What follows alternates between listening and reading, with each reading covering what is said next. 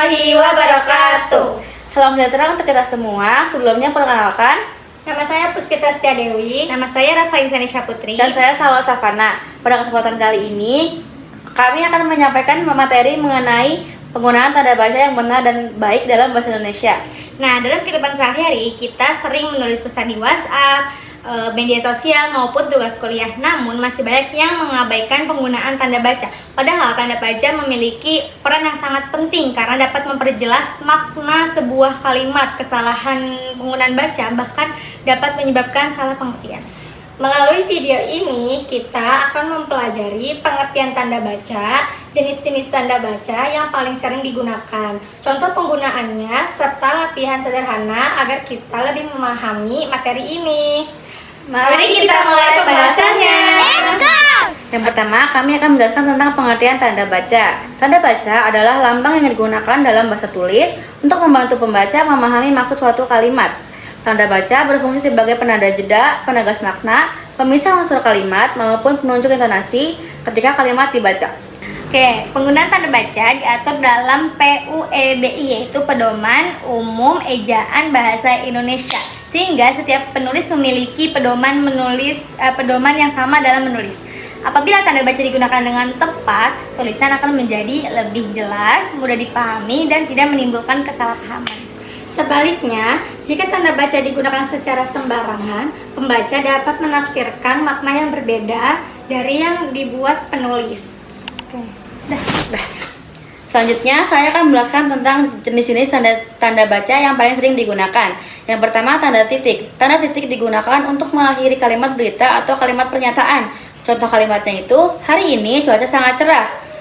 Pada akhir kalimat harus disertai titik untuk mengakhiri pernyataan. Lalu contoh yang kedua, saya belajar bahasa Indonesia setiap malam. Kedua kalimat tersebut disertai titik di akhir kalimat karena merupakan kalimat pernyataan. Pembahasan selanjutnya akan dijelaskan oleh teman saya. Nah, selanjutnya itu adalah tanda koma. Tanda koma memiliki beberapa fungsi. Yang pertama, itu untuk memisahkan unsur-unsur dalam suatu perincian. Contohnya, saya membeli buku, pensil, penghapus, dan penggaris. Kedua, digunakan setelah kata penghubung yang berada di awal kalimat. Contohnya, namun, koma, kita tetap harus belajar. Tuh. Nah, yang ketiga, digunakan untuk memisahkan sapaan. Contohnya, selamat pagi, koma, ibu guru. Gitu. Pembahasan selanjutnya akan dibahas oleh teman saya. Nah, selanjutnya ada tanda tanya. Tanda tanya digunakan pada akhir kalimat yang berisi pertanyaan. Contohnya, apakah kamu sudah mengerjakan tugas? Di mana kamu tinggal? Setiap kalimat yang meminta jawaban harus diakhiri dengan tanda tanya. Setelah tanda tanya, ada tanda seru. Tanda seru merupakan tanda yang digunakan untuk menunjukkan perintah, ajakan, rasa kagum, maupun emosi yang kuat. Contoh kalimatnya, ayo belajar, itu merupakan kalimat ajakan dan harus disertai tanda seru. Lalu ada lagi contoh yang lain, hebat sekali. Ini merupakan kalimat dengan menunjukkan rasa kagum. Dan yang terakhir, hati-hati. Tiga kalimat tersebut harus disertai tanda seru karena merupakan kalimat ajakan atau rasa kagum. Nah, terakhir itu tanda petik. Tanda petik digunakan untuk mengapit kalimat langsung. Contohnya, ibu berkata, belajarlah dengan rajin agar cita-citamu tercapai. Oke.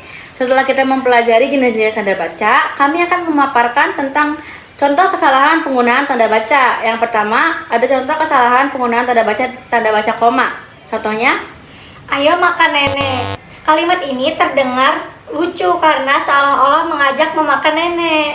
nah yang benarnya adalah ayo makan, koma, nenek. Koma digunakan untuk memisahkan kata sapaan sehingga makna kalimat menjadi benar. lalu contoh kedua yaitu, apakah kamu sudah belajar? Kalimat tersebut tidak disertai tanda tanya. Sedangkan yang benarnya, Nah, yang benarnya adalah apakah kamu sudah belajar? Di akhirnya menggunakan tanda tanya. karena beberapa pertanyaan maka harus diakhiri tanda tanya. Selanjutnya contoh yang ketiga itu ada kalimat saya membeli buku pensil penghapus tanpa tanda baca koma. Kalimat tersebut sulit dipahami karena tidak ada kata pemisah. Kata yang benar adalah Saya membeli buku, pensil, dan penghapus. Koma digunakan untuk memisahkan unsur-unsur dalam perincian. Oke, selanjutnya yaitu contoh yang keempat. Kalimat berikut, tolong tutup pintu.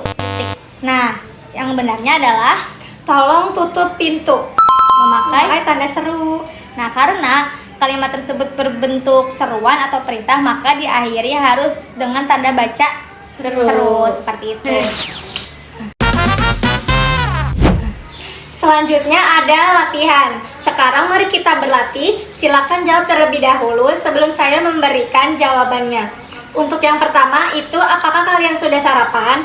Menurut kalian, tanda baca apa yang harus digunakan di akhir kalimat?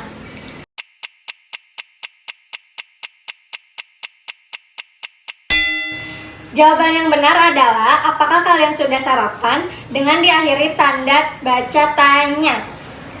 Oke, selanjutnya itu pertanyaan yang kedua. Ayo belajar teman-teman. Bagaimana penulisannya?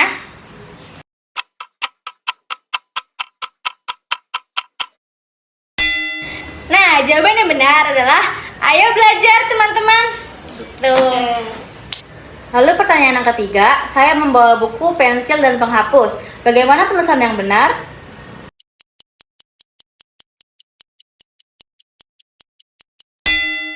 Oke, jawaban yang benarnya itu, saya membawa buku, pensil, dan penghapus. Karena kalimat ini merupakan memiliki unsur-unsur perincian, harus menggunakan tanda koma untuk memisahkan unsur-unsurnya.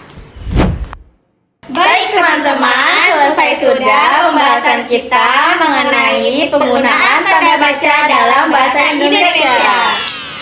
Dari materi yang telah dipelajari, dapat kita simpulkan bahwa tanda baca bukan sekedar pelengkap penulis, tetapi memiliki fungsi yang sangat penting untuk penjelas makna, mengatur jeda, dan menghindari kesalahpahaman dalam komunikasi tertulis. Oleh karena itu, kita perlu membiasakan diri menggunakan tanda baca sesuai dengan kaidah Pedoman Umum Ejaan Bahasa Indonesia agar tulisan yang kita hasilkan menjadi baik, benar, dan menghindari kesalahpahaman dalam komunikasi tertulis. Semoga materi ini bermanfaat dan dapat menambah pemahaman kita mengenai penggunaan tanda baca dalam bahasa Indonesia. Wassalamualaikum warahmatullahi wabarakatuh. Terima kasih.